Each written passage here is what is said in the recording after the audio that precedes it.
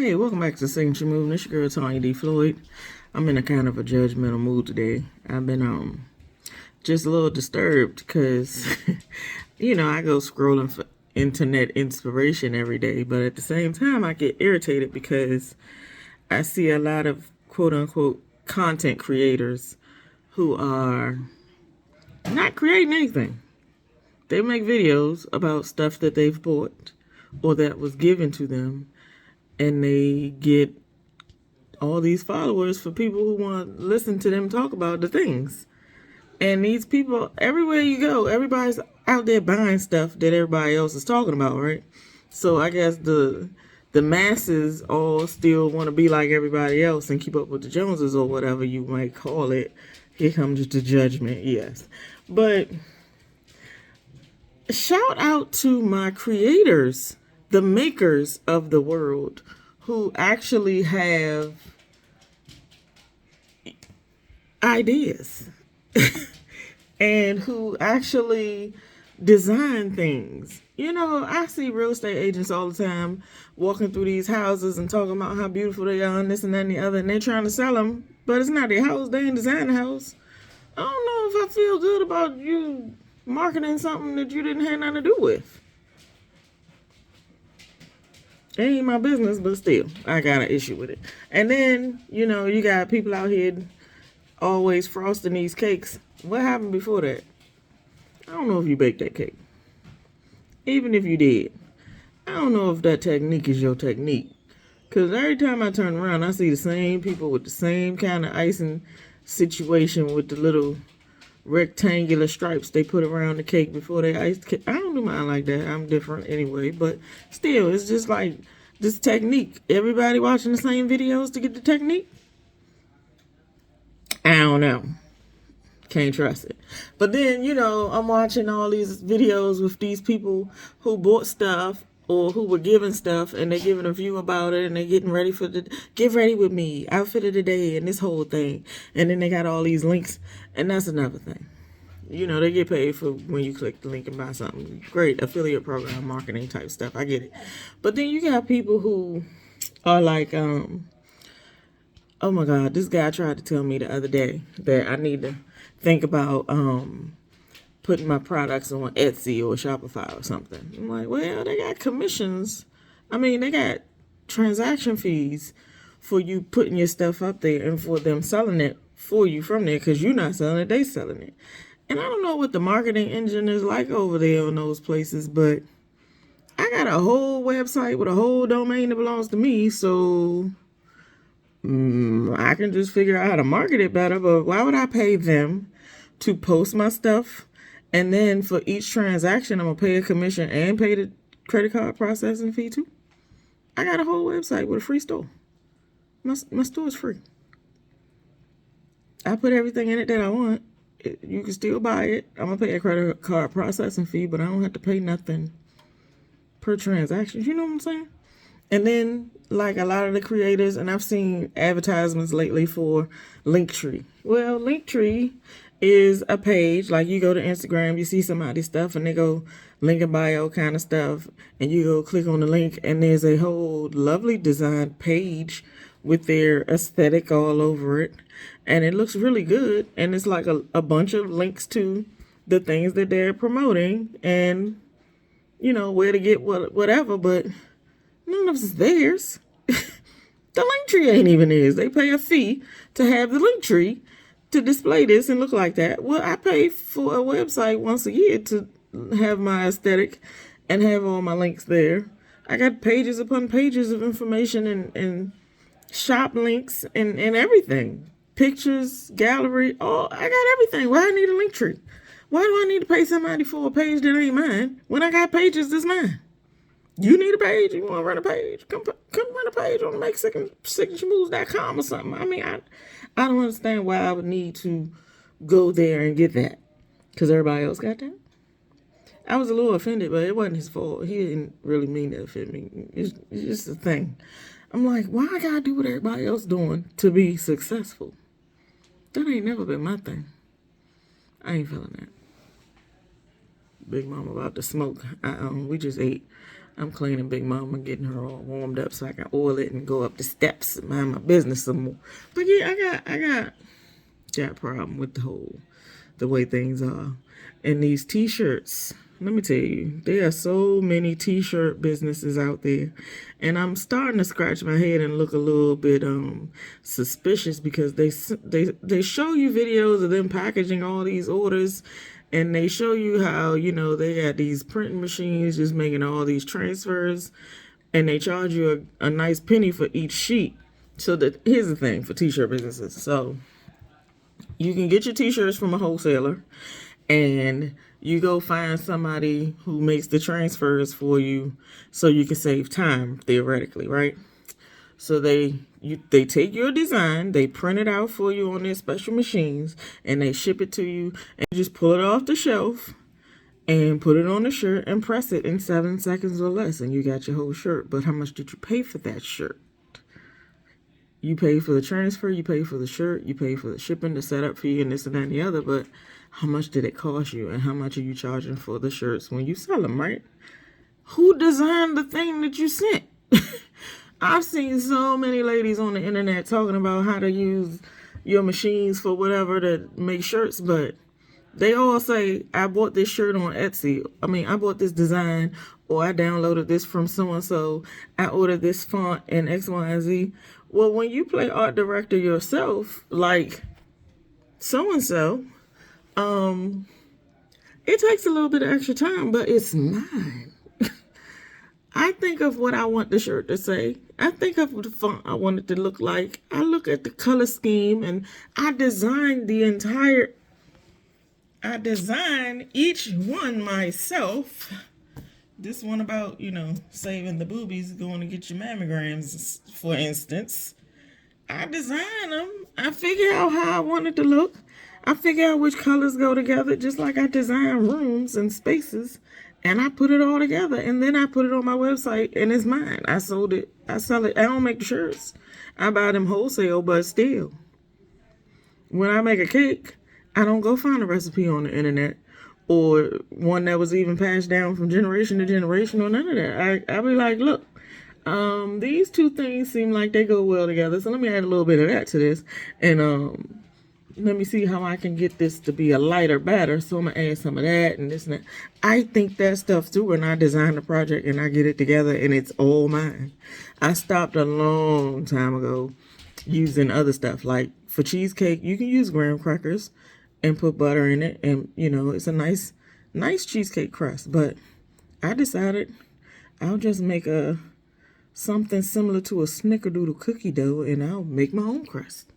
It's a crust. It's good. It's mine. I make cheesecake different than everybody else. I make cakes different than everybody else. It's mine. I designed it. I created it. I'm a creator. I'm a maker. I don't create content too much. Maybe I should. I don't know. But I'm just tired of everybody doing the same thing. And back to them t-shirt people, they all go buy the same designs because they all like the same thing, apparently. Or they all just say, this is what's selling, so I'm going to sell it too. Shout out to my makers. Shout out to the creators who hand stitch things, who create things from here, who come up with concepts and just from A to Z, just make it their own, but lack the proper platform or the proper marketing budget to make people recognize that their uniqueness is in fact an asset. Shout out to y'all. I swear, I've been thinking a lot about, like, vending events, right? I used to do vending events quite often, at least once a month in each place. And after you pay $50 for the table in each place and buy all the supplies to make sure you can transport your things and decorate your things and even make the cupcakes or whatever you're selling, you pay for all that. You're going to do it anyway, because wherever you sell it, you still got to make it. Fine, take that out of the equation. Let's just talk about the money that it takes for you to prepare for that specific day. How many people you might have to hire to help you. How much gas you're going to use for wherever you're driving to. And plus your table. And your takeaway stuff. For when you sitting there, you know, you sell cupcakes, you got to have some to-go packs. stuff like that. Think about all that. I used to make enough money where I just wanted to get my name out there and it was good. I would walk away with a couple of dollars at the end because let's just say I was selling cupcakes $3 a piece and I would make, I would always make 6 dozen for just because I was only going to be there for like 2 or 3 hours. But I would always pretty much sell out. If I didn't sell out, I might have had a dozen and a half left. So out of 72 cupcakes, I might have sold 56 or something, right? So $3 a piece, I ain't even make $200. What was that, right? 72 cupcakes, if I sell all of them times 3, I made a little over $200. But if I sold 56 cupcakes, I did not make $200. It cost me money to set up the table. It cost me money to drive there. It cost me money to hire somebody to sit there with me because if the people come in droves, I got to make sure I got enough hands to take the money and give the cakes and everything. So, it was all that. And then one day I just realized the $200 that I was going to come home with take away all the money I spend trying to replenish the stuff that I used for the next time, and all I'm doing is basically breaking even.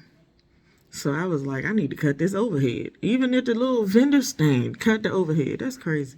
We ain't talking about having a store. But anyway, shout out to all my makers and my creators and people who design things and put them all together and make people, custom this and that and don't get appreciated for it. I see you. I know what you're going through. Everybody out here trying to be like everybody else and they just shuffling around the same stuff, but nobody actually makes anything. Art is, wow. The art is all of the thing. I don't know why people don't know that. And then a lot of times I'll be watching these t-shirt videos and sometimes I ask the question like, this new product came out and I hear you promoting it and you probably getting a kickback from it. But can you tell me if I use this product, how's it going to act after I wash it a few times? They'll never answer my question because maybe that is just, a good, beautiful, vivid color print for right now, but it's not for longevity. Well, that's not how I do things. I like longevity, so I want things that's gonna last. Anyway, I'm out here being bitter and judgmental. That's all. I just wanted to confess that today and get it off my heart because I don't know. I feel some kind of way about it. Is this disgruntled behavior because I feel like I can do better? I don't know. Or is it just because I'm mad at them because they making all the money and I'm not? Probably. But such is life. I ain't gonna start doing things like they doing them. I just gotta find my lane and get in it. Yeah. Well, anyway, I was thinking like about the overhead. I was thinking like, what if I had a trailer or a truck that I could take places and, sell my things from that? Where would I go? I don't know. Pick a spot. If you got a permit for it, can't you post up like the crab truck or the rib truck? Just anywhere. Find a good, place that ain't got nothing and put a pretty sign out and say, hey, we got some cupcakes over here. You want to try them? Everybody going to the gas station right there. Park by the gas station across the street. I don't know. Park across from the daycare. Research. Where do you put the thing? How long should you be there? Just figure out who's going where. And another thing about this maker creativity stuff. How about we're not gonna find out people on the internet where all those people are being very successful unless we do those sponsored ads that pop up on everybody's feed and it'd be like a pleasant surprise. Every now and then you get one of those pleasant surprises. But yeah, for the most part, you're not gonna be in the mainstream getting all the business because they are out here buying the $25 transfers from the same people with this sayings on it about being a teacher or a black woman or all these cliche things. I swear I don't understand it. You seen them. Same pictures everywhere. Drives me crazy. But yeah, keep being creative. I'm gonna do the same. We just gotta keep putting our signature on things and Our people will come, but we got to do some marketing research to find out how to make them find us, because they're not out here like that. Maybe you got to send them something in the mail with a very nice flyer or graphic. Those magazines I sent out did very well. People loved them, but it's not like I was going to get new customers from it because I sent it to people I already knew. I did send it to a few neighbors. Oh, you don't know about the magazine. Anyway, I found a service who produces these magazines for real estate agents, and it's a very, very nice. There's a few different ones that they put out about like keeping house and building stuff and recipes and this and that, but it's a whole lifestyle magazine. It was perfect for me, and I could put my personalized letter in the front, and they got all these nice pictures and recipes and ways to style your house and how to keep your pets safe and just different things that I would care about. And I was able to personalize it for my clientele and my friends and family, and they send that out for me every couple of months. And everybody said it was so nice and professional looking, and my picture was so pretty. Like, I mean, for new business, I don't recommend it, but definitely to keep your people feeling like they're your people. So do some of those things, but again, I'm gonna have to say it. You got to diversify your marketing portfolio and find different ways to find people in different places. Stay off the internet though. Unless you're putting that strategic sponsored post up. You know what I'm saying? Yeah. Send people something in the mail with your face on it. Tell them everything is custom. Keep using that word. Custom. Keep saying unique. Keep saying handcrafted. Keep saying those kinds of things, because there's not a lot of that going on in the world today. There's a whole lot of copy. And I hate it. But anyway. I don't know. Post up somewhere. Make it a good presence. Keep people coming back. Put your name on it. Make signature moves. Have a great Saturday. Toodles.